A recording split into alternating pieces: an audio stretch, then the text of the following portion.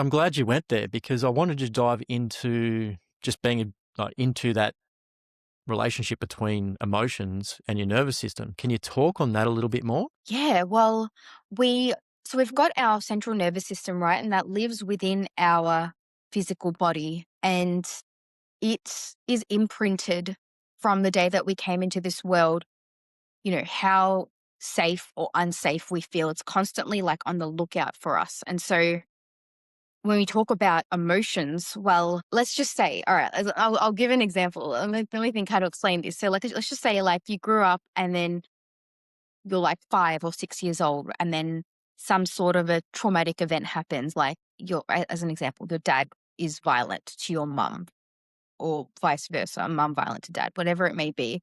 And you feel the emotional intensity of that as a child, obviously. And then that indicates to your nervous system, okay, right now, like, we feel unsafe and like this is not a good place to be in. And so that then gets imprinted into your nervous system, but it received that information from the original emotion, or whatever emotion that was taking place in that moment. And so it's all interconnected, it's all speaking. And then, so you've got, like, say, like the emotional experience, and you've got the way that imprints the nervous system, and then you feel that safety or unsafety, which then also impacts the physical body. And then that cortisol and lack of safety will impact your body in a variety of ways, such as holding on to excessive body fat, such as hair loss. Like, it can look so different depending on what's going on. So yeah, it's all like Yeah. it's like a flow chart. Well, it makes perfect sense. And again, as you sort of just touched on with your dad as well, like we all deal with different things in different ways with different emotions. So it can come up in many different ways. So can you talk about how, I guess, if you're willing to, like your upbringing and then how you've overcome those traumas with yourself? Yeah. Well, so like I said, it wasn't just like my parents, but it was like step parents as well. So I would say, like, the biggest thing my parents struggled with was, I would say, okay, so from my mum, for example, I'd say the biggest thing is watching her. Sorry, before I begin, I just want to preface this by saying that every single human is doing the best they can with what they know at any given time of their life, even though sometimes, a lot of the time, it is not good enough. Like, the things that we've been through as children in our life, it's not good enough. We deserved safety, we deserved emotional availability and all the things, right? But no one, including our parents, comes into this world thinking, I want to traumatize my child. No one thinks that.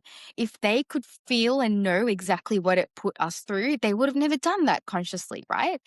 And the second thing is that, like, it's our parents' first time adulting too. And I think we need to realize that. Like, they don't know what they're doing. We don't know what we're doing. No one knows what they're doing, right? And you're just figuring it out. We all do have a choice of how we behave, but sometimes we unconsciously choose that. So, yeah, I learned a lot about my own parents' childhood, which is why they behaved the way that they did. But I'd say, like, from my mum, the main thing was witnessing her staying in an physically and emotionally abusive relationship with my ex stepdad. So she's no longer with him. Um, that kind of taught me it's okay to be treated this way, right? Again, she wasn't meaning to, but that's probably like the only thing that affected me. My dad was really emotionally unavailable, just very numb and stoic, and like focused a lot on like career success, but didn't feel like he could focus on anything else. And then you've got the stepdad that was physically and emotionally abusive, and then the stepmom, which was like emotionally abusive, and she would like chase me up the stairs when I was like 6 years old. It was pretty vile. Mm. So, yeah, I would say the mixture of all of these things that I went through had me seeking external validation, a very suboptimal idea of what it means to receive love from men and like the masculine. So then that recreated itself in my early adult life through relationships that were just not great at all.